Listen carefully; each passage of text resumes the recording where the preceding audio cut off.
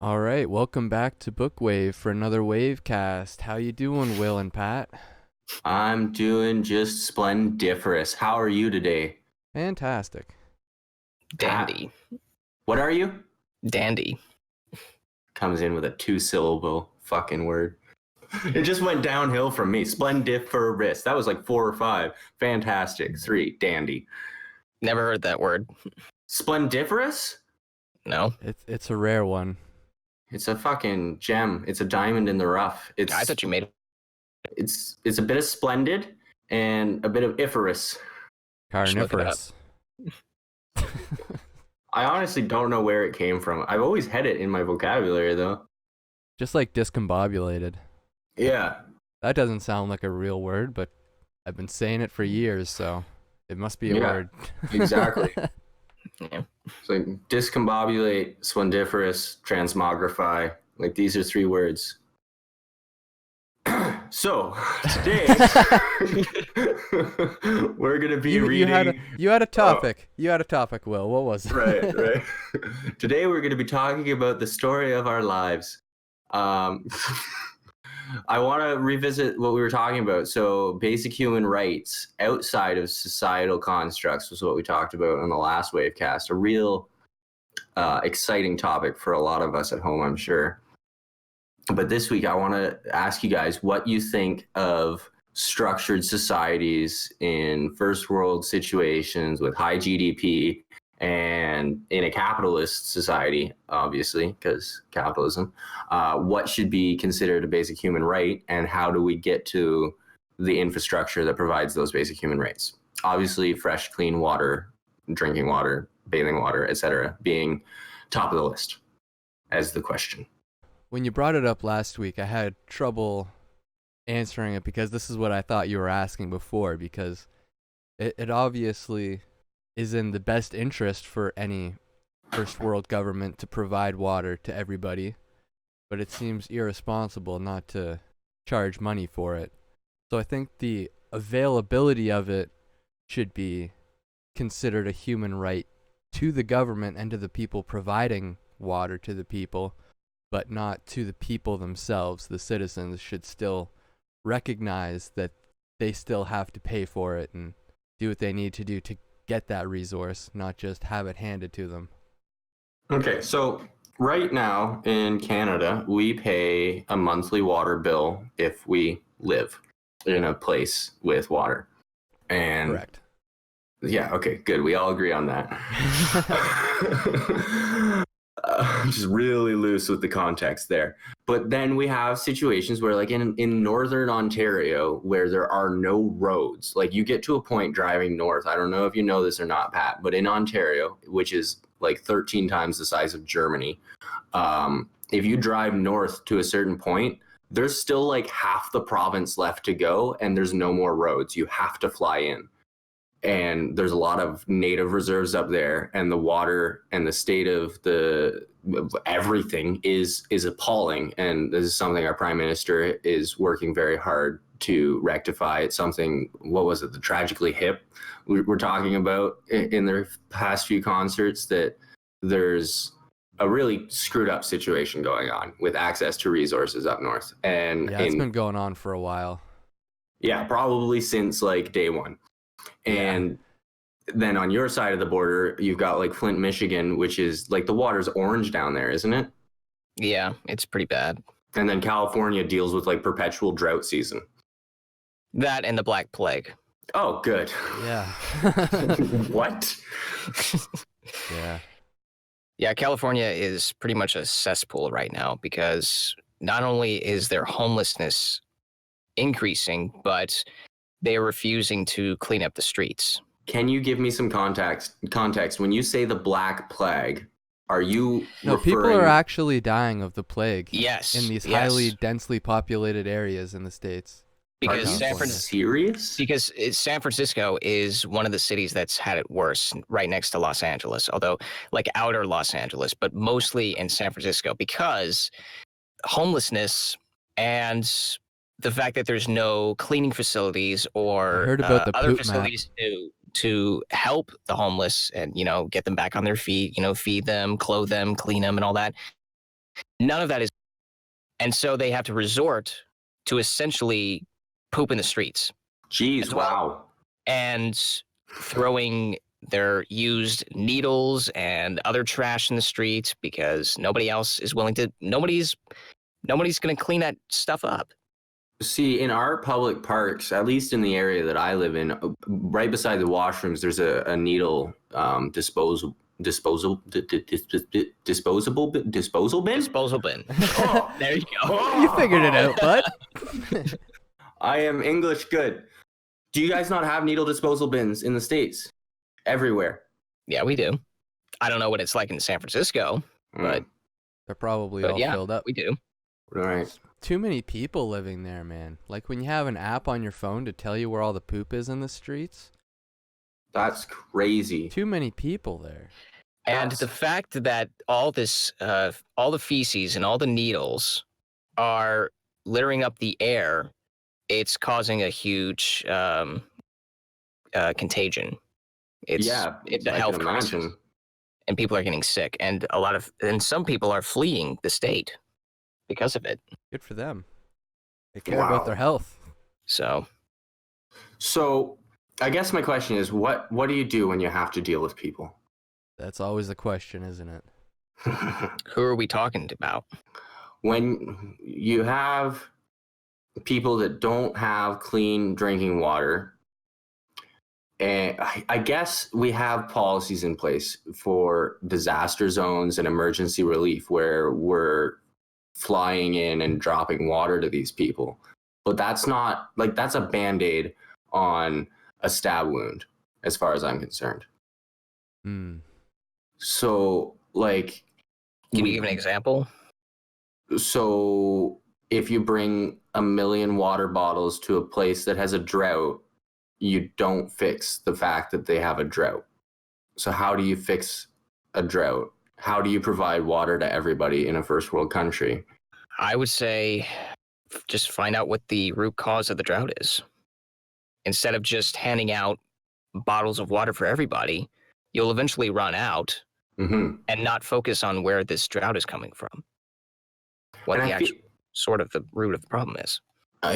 Yeah, and it's like, so... It's a difficult question when the source of the drought is, the climate. Can't really fix that. It just doesn't rain in California, so... So I guess what we're saying is the best solution would be just move out of the desert. That's what California is. Okay, so if the water's bad where you are, stop living there? That's one method, I guess. So would you suggest, like, taking people that live in rural America, north, south, east, west, and telling them to go closer to a bigger city? But then we get San Francisco. Well, no. It'd be easier to move away from the big cities, because then you could dig more wells for your personal source and get your water from lakes and boil it. Like I think a more libertarian option would just like get your own water from a lake, live off the grid. I don't think there is one option for all of North America to have water with just a couple of regulations. No, it doesn't seem like it. Unless we, seize control of the Nestle company and all the water pumps, it's not going to happen, which is not something I'm advocating for. I don't think that would... comments come in. No, I think that would be a Band-Aid solution too, because like I feel like if we did that, it would screw up. But like right now, the situation we have is a private company is able to bottle water, and that bottled water then gets purchased by the government and flown to disaster zones for relief, right? Mm-hmm. And that's pretty handy. Yeah. It's a good Band-Aid, but it is a Band-Aid. I'm sure there's some technology that we could utilize that's just far too expensive. Like shouldn't we be terraforming these places? Yeah, shouldn't we be, taking the salt out of ocean water? Isn't California right beside an ocean? How is water a problem if they're right beside an ocean? Because you drink salt water, it's bad for you. Some of the parts there have plastic too. And again, Black Plague and everything. Yeah. I think Black Pigeon Speaks on YouTube has a video about that you can actually look up About the plague or about the about what's water? going on in San Francisco and California as a whole right now. Yeah, I'm worried about California, but in my own situation, I'm pretty worried about Ontario too. Like economically, we have the largest subnational debt, so I don't know how we're going to get water to everybody. Even with all the lakes we have, it's definitely a chore when you want to have government intervention to provide water for everybody. But like Do I you said, see? I think it's in their best interest to try, but I don't know what the solution is. Yeah, because like I mean, you did suggest like if the lake is bad, move. But like for a lot of the people in the northern Ontario situation, like this is their homeland, this is their reservation, Yeah. this is the life they know, and they'd be much more happy with cleaning the lake and preventing the issue or whatever the water source is. But how do you do that? That's a lot of manpower, and you can't just make something out of nothing. And there isn't a road there for someone to just drive up and start a business cleaning the lake and selling clean lake water. Uh-huh. Like even the question of bringing up heavy equipment is absurd. Yeah, And like it's three white guys. just a quick disclaimer. Yeah, like we're three white guys who aren't very informed, but are very curious and compassionate and would like to be more informed. Yeah. We're just So throwing I'm our not thoughts into the ether. I'm not afraid to anybody- ask a question. Try to keep the world a better place. I like that. Keep the world a better place. Hmm. Are there any other basic human rights that should be provided to humans in a established first world progressive country? Well, I really like freedom of speech. That one we established can exist anywhere with or without government. Government's the only cause to delete that. And capitalist first world country with freedom of speech. I think one curious thing that I like to know is we talked about the recent story of Justin Trudeau, your prime minister. Speaking of freedom of speech, a guy who's actively been against it. Mm-hmm. When is it appropriate to fully accept your mistakes behind an ideology that you follow?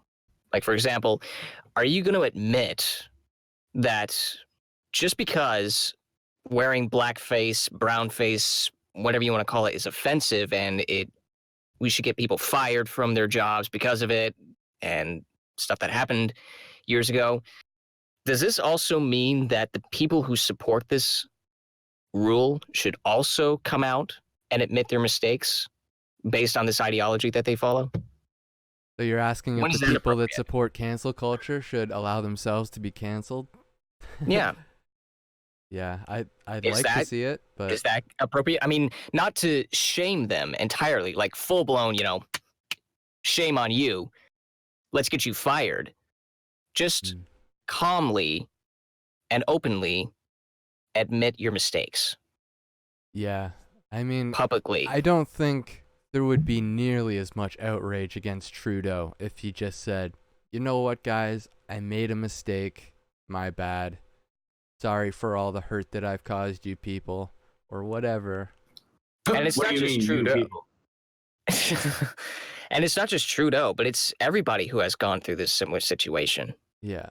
both on the left and the right. So my 2 cents on it, which are worthless because pennies don't exist in my country and get rounded down to zero, is this: you should judge a leader based on his actions while he's leading. Yeah. So like, Yeah.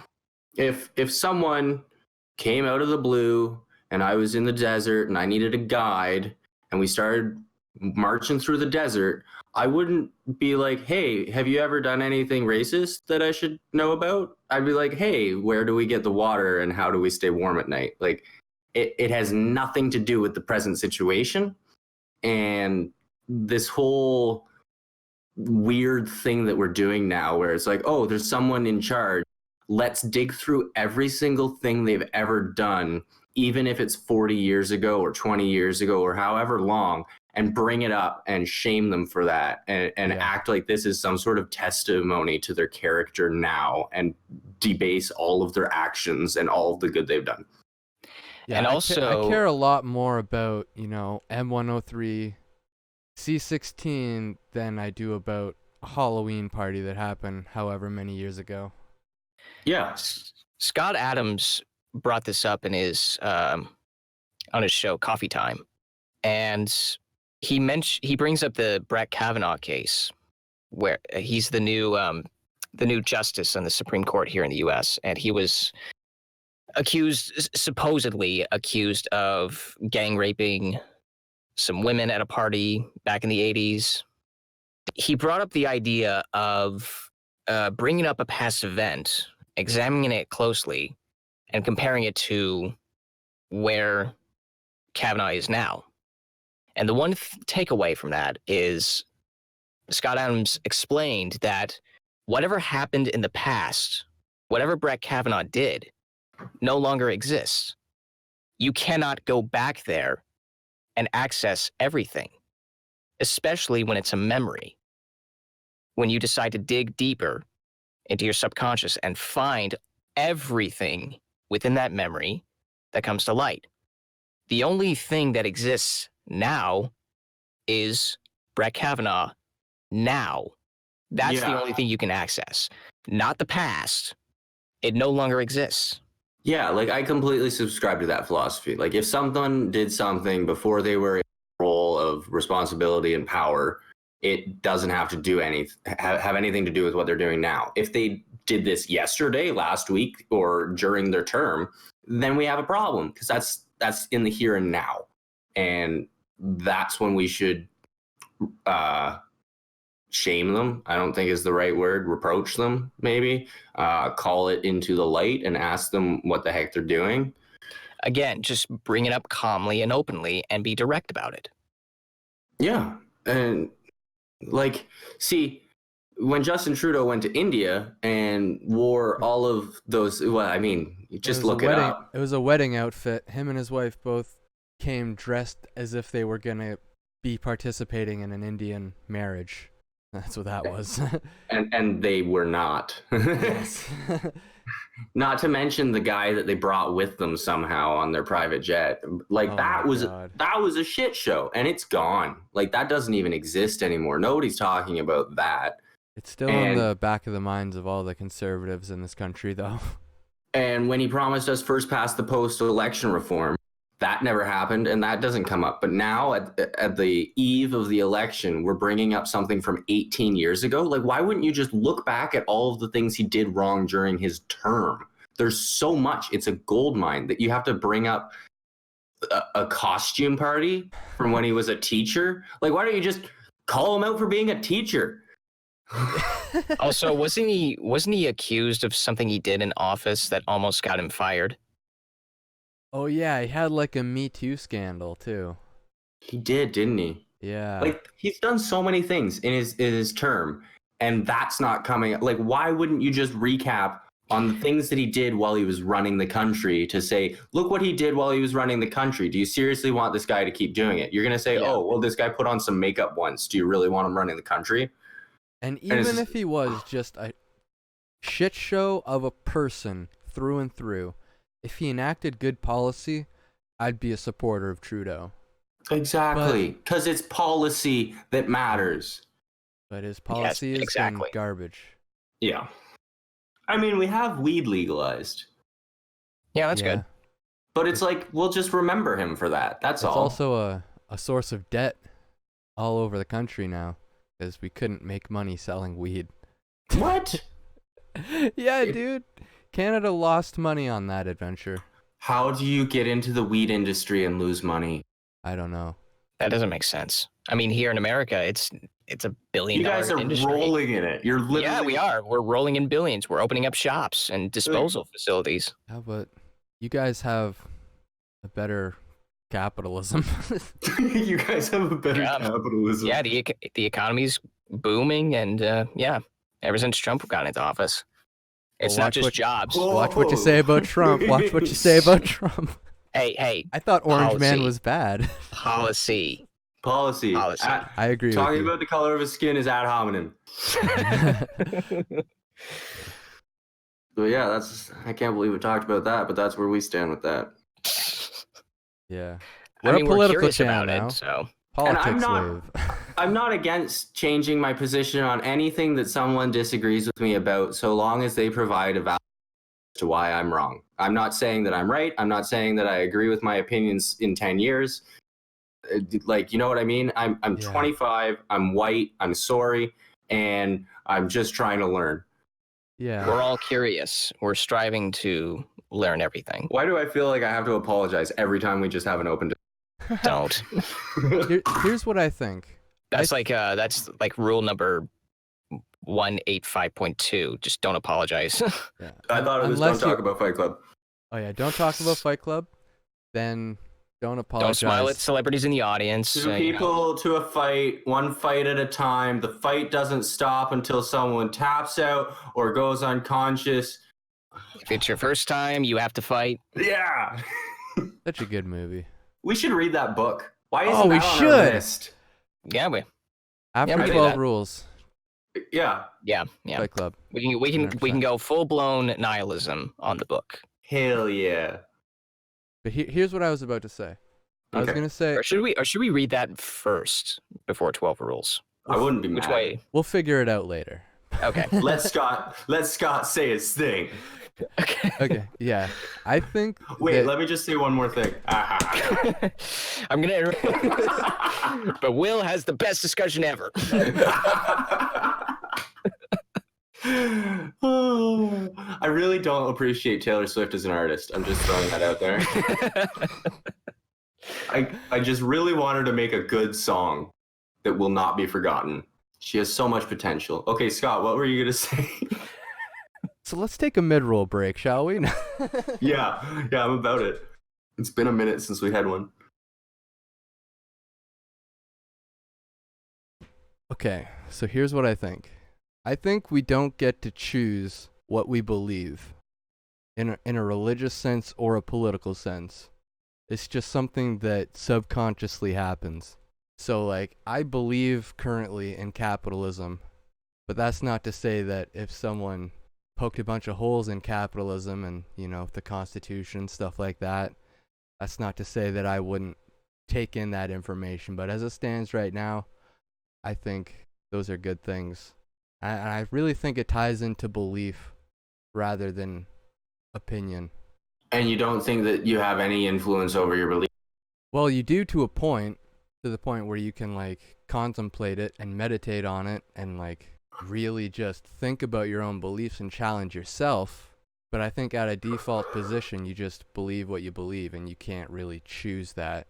Same with your religion or where you are on the political spectrum. You just take in all the information that you can and your mind comes up with a default position on its own. Okay, I think we have a bit more control than that. But like I kind of understand what you mean. Like everything that we consume, all of our experiences and all of our cultural, societal beliefs get kind of distilled into this essence that becomes who we are. And we can't just be a conservative today and wake up tomorrow a liberal. And we need to be exposed to new experiences that shift our beliefs. Yeah. And we have some control over that. Like I would argue, And just sitting on your yoga mat and thinking for an hour is affecting that. Like that is you taking control of that scenario. Like, hell I'm yeah. not saying you don't have control over your beliefs and your or whatever. But it's not a switch you can click. Exactly. You But should be able to understand yourself fully before taking in everything externally. you're asking a lot of the proletariats, PatMan. Yeah, like just in like a religious example, like at no point can I call myself anything other than an atheist because that's just what I default believe. Like I've tried to read the Bible and internalize all of the arguments of the Christians and the Catholics and whatever. I've tried to find the best of the arguments and I just don't buy it. I try to think of the world as a place with a God in it and I'm just like, nope. That doesn't work for me because this isn't what I believe. I can't change what I believe. Okay, but to that I would say, because with the religious belief argument that you're making, I'd say that that one is most susceptible to change. I think that when Yeah. you expose yourself to new or old different texts like the Quran or the Bhagavad Gita, that exposure would completely alter your current beliefs, or maybe have no impact, I guess. But I find it very hard to believe that if you read the Bible and the Quran and all of these other things, that it wouldn't shift your beliefs to some degree. But I mean, if you're a gung ho atheist, like you atheists are pretty atheistic. I don't know. That's the thing, though. I'm not anti-religion or anti-theist. I don't believe in God, and I don't subscribe to any religion. And that's just my default position that gets altered bit by bit with like my philosophy, I guess. But See, my theology hasn't changed, I guess you could say. I'd love to do hypnosis with you. Yeah, it'd probably be pretty beneficial. Like, obviously, I'm not really on either side. Like, I'm spiritual for sure. I think that everything's connected, everything can have a higher purpose if we allow it to, but that there is no higher purpose, and it's all kind of chaos. I'm kind of the same way, but do you consider spirituality the middle between religion and atheism? Hell yeah. Okay. I don't know. My thoughts exactly. I don't know if it's really related. I don't think there's such a thing as a human being who isn't spiritual at all. I think that's more of a spectrum. Because you can be like really spiritual and not subscribe to any religion. Be like a extremely devout Roman Catholic and not be spiritual at all. Just follow the law of the God that you believe in. I don't know. I like to picture like this big, fat, white man, capitalist guy who only believes in the almighty dollar and isn't spiritual or religious in any capacity. Like when I picture atheism at its peak, highest evolution, that they look at like feng shui and yoga and all of this other stuff as like crutches and woo-woo and bullshit, and they just work hard and collect money from scrap metal and build their business. But I don't know if that person's real or not. They probably wear fedoras too. Right? Like, do you know what I mean? Do you know Yeah. what I mean? Yeah. Yeah. I haven't met see, anyone like that. I see that guy. I might classify more of an anti-theist. Oh. Because if you just like say religion is horseshit, I make this differentiation because that's how I used to see it. Like I used to be just anti-religion. It's a cult without a cult leader. Just got an old man in the sky, and it's all craziness. And The Pope would be the leader. I've fallen away from that a lot. So that you don't, I know you don't follow it, but you say that, but you're in a sense glad that it exists. oh yeah, like at this point, I give Christianity a lot of credit for the development of Western civilization. They did it very horribly, but they had great success. There's So- some good that came out of Judeo-Christian values, Yeah. and there's some No, good I that would- came out of Athens and Greek and Rome, and there's some good that came out of all those good little bits of history. And the more I read about it and learn about it, the more I appreciate it. But I just can't follow your rules because I don't believe in it. Like I think the 7 deadly sins and the 7 virtues are pretty good tools, but I don't think they're written by some hidden aspect of the universe or Sky Daddy. That you'll be punished for after death. Yeah. Like I don't believe in an afterlife. I think there might be something to the Tao, but that's hard to say. I just have the kind of brain that's really, I don't know, opposed to that kind of stuff. See, for me, like as a hypnosis dabbler, like my fear of the ultimate conservative skeptic is that hypnosis is bullshit, and that's just a tool that weak people need to use to get closer to the strength that the independent, brilliant-minded, skeptic, conservative man has just naturally for some reason, and he's capable of waking up at 5 a.m. and going for his jog and then eating raw eggs and then going to the 400th floor and then making millions of dollars and then going home and his cooks him dinner and he watches the news and then he watches football and then he goes to bed and he doesn't believe in any of the woo-woo bullshit, never bought a candle, never bought incense. And like, oh, I'd hate to meet that person because that would just make me feel so insecure about I'm not worried about that guy because, you know, I'm not that guy. He can live his own life and I'm sure he's content with it.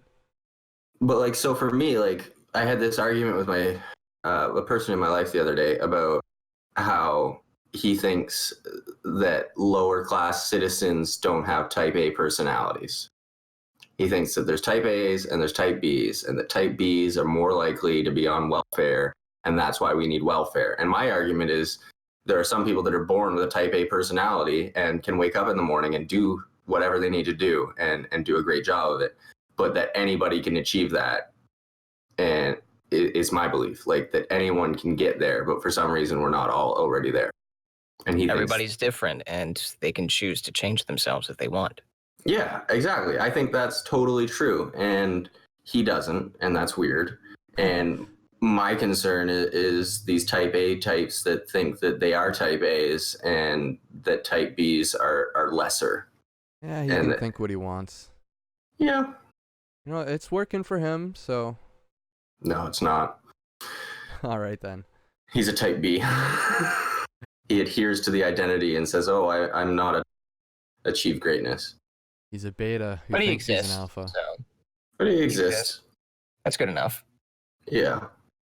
But it's like you can't invoke widespread change and make everybody want to wake up in the morning and achieve their goals. Like billions of people are destined to suffer and struggle on their path until they get to the place where they can live their life balanced on their own means. And you can't just, like, there's no magic wand and there's no set of verses and prose that if everyone read it and believed it, everybody would be better people. Obviously, like, that's been proved. Religion has failed.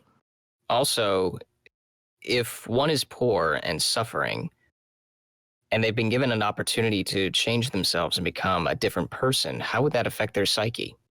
Would they want to be this other person, or would they have feelings of wanting to stay the way they are?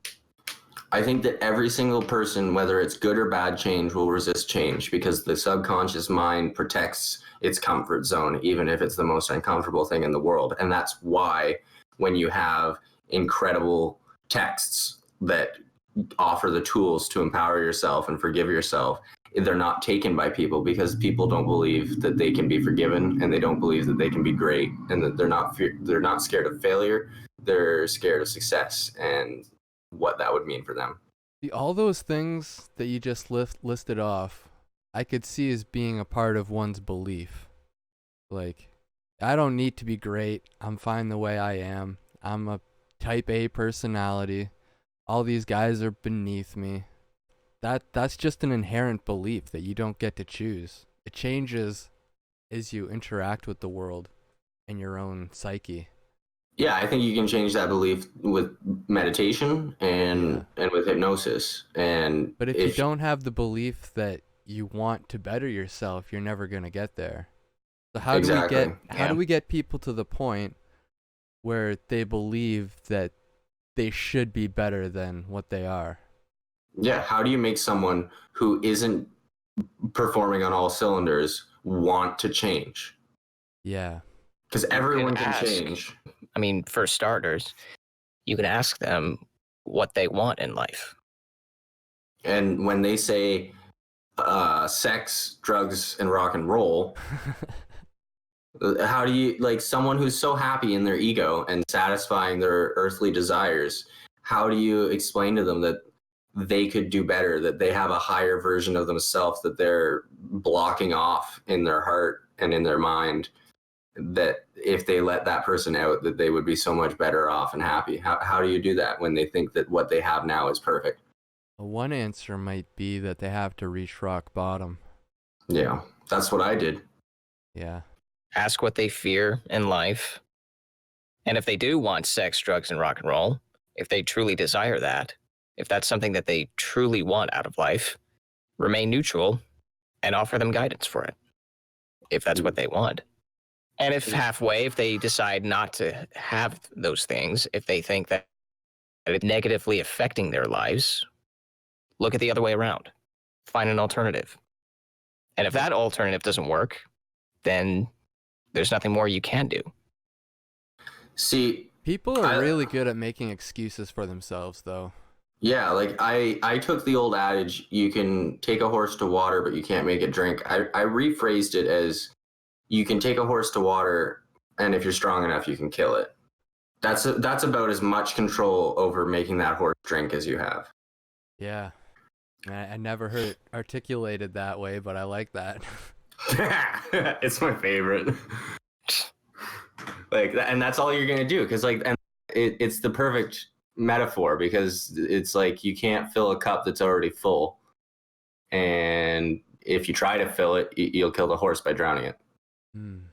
Yeah, that makes sense. And that's why I don't work with horses that don't want to drink water. Yeah.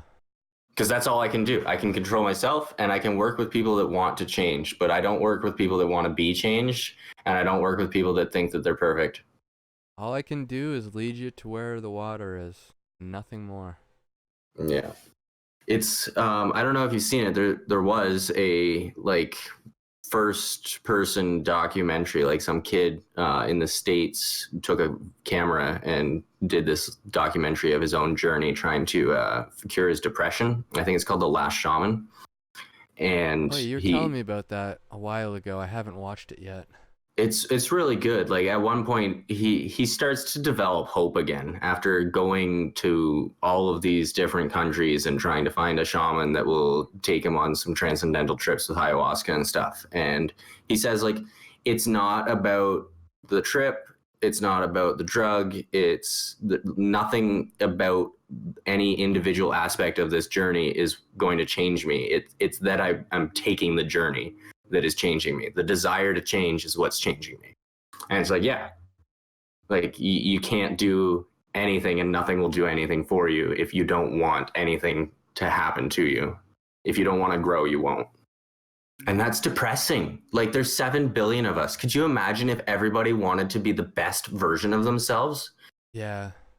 I hear Jordan Peterson say a lot of the same thing. Yeah. Like, he's the guy that just wants all of us to get our act together and just doesn't know how to do it. Like, his book and his YouTube channel is doing a lot of work, but at the same time, that's not going to reach anybody who doesn't want to reach it. And if it reaches anybody that doesn't want to hear it, they're going to just hear sexism and racism and transphobia and all the other. The only way to find out is just to find out. And the more I understand this whole concept of you can't change people, I start looking at all these different mediums, like stories and songs and movies, and it's like there's only so many stories that are being told. There's only so many messages, and there's just so many artists and creators out there that have been on their journey and have changed themselves and grown, and they're trying to distill this truth about growth and success through their creation. And it's all over history that people have been trying to give the world the answers that it's constantly saying it wants, but nobody picks up the book and nobody takes the first step. I mean, not nobody, but a very slim margin of people go on that quest. They have to give a reason why they should present their story to the reader. If I had a nickel for every coworker I had in a crappy factory that worked their 40 hours a week, or even just their 8 hours a day to get to their 6-pack of beer at the end of the night to say that they were frustrated and life is hard and they deserve to be drunk, I would be rich. But those are the kinds of people that's in their belief system. That's what they believe life is and what its limitations are. It's their default setting, is what David Foster Wallace used to say in his graduation speech. Autopilot. Yeah. The person that trained me in hypnosis shared a message from one of her mystic teachers. She went all over the world, and one of them said that their purpose was to turn as many people floating down the river of life from face down to face up. How did that go? As well as any other shamanic teacher, man. They maybe affected 10 people. Well, looks like you rolled over, Will.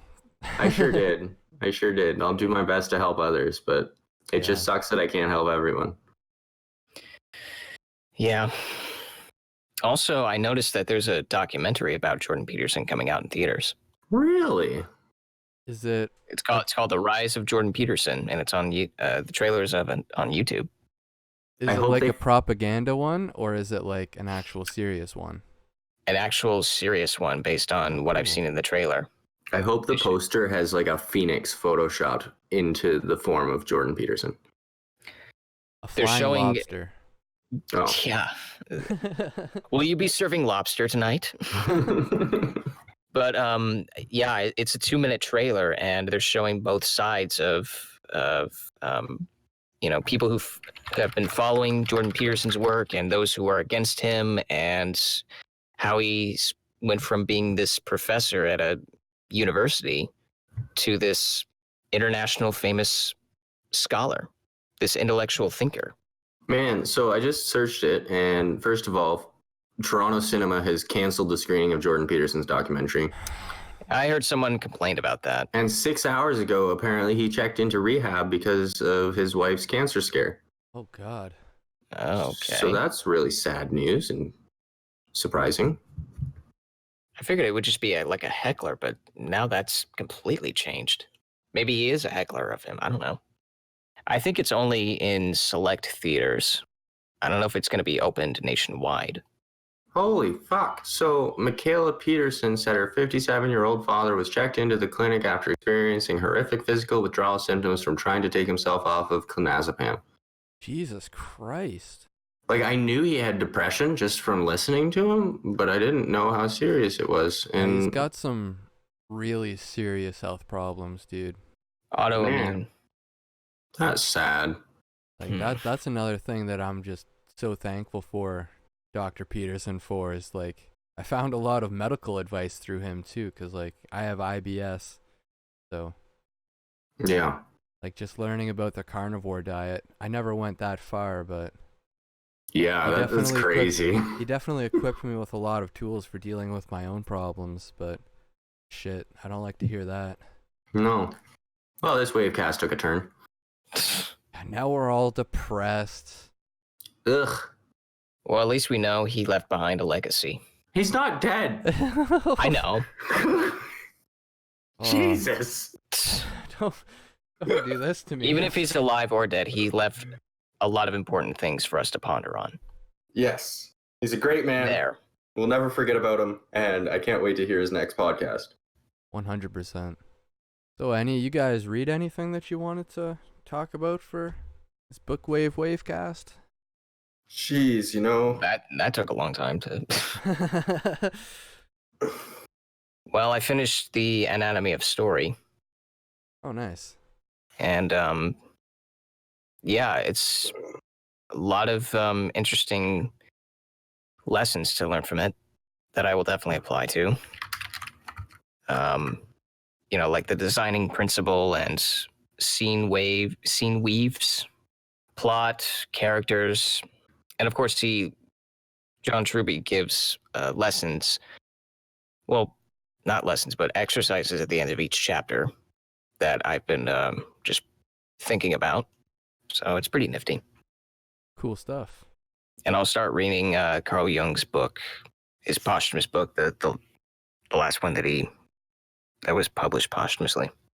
I just got lent a book called Your Erroneous Zones by someone, a doctor of psychology, talking about limiting beliefs and where you sometimes miss the parts of your brain that are driving your emotions. So that'll be an interesting read. And I know this is not a book or anything, but it's a course. I mentioned Kane Ramsey a couple of times, he recently released a new course on Udemy. It's called a Diploma of Modern Applied Psychology. Hmm. And he talks about his experiences of learning applied psychology, and it's a 50-hour course, from what I've heard. That guy is just a powerhouse for Udemy courses. Yeah, yeah. What he offers and what he's learned and everything, it's spectacular. I actually just recommended him to the same person that lent me that book. So that's kind of funny that you're bringing it up again. I haven't read anything except The Alchemist recently, so. Well, what'd you think of that? Well, it was a fantastic book. Just lovely. And if Should we- you wanna take a look at it, then there's a video on this channel about it. It'll be the one released right before this one. Huh. That sounds nice. Can't wait to hear it. Other than that, I'll be reading my George R. R. Martin book of short stories. Was there anything else you guys wanted to talk about in the Wavecast? I don't think there was anything to begin with. Well, we talked about Justin Trudeau, and we talked about water. And we talked about how sad it is that Jordan Peterson is in rehab. Yeah. Yep. Hopefully by the time this video is out, he'll be better. But as of recording this, we found some bad news. Hearts and prayers. Yep. Well, until next time, may the force be with you. And equal to mass times acceleration.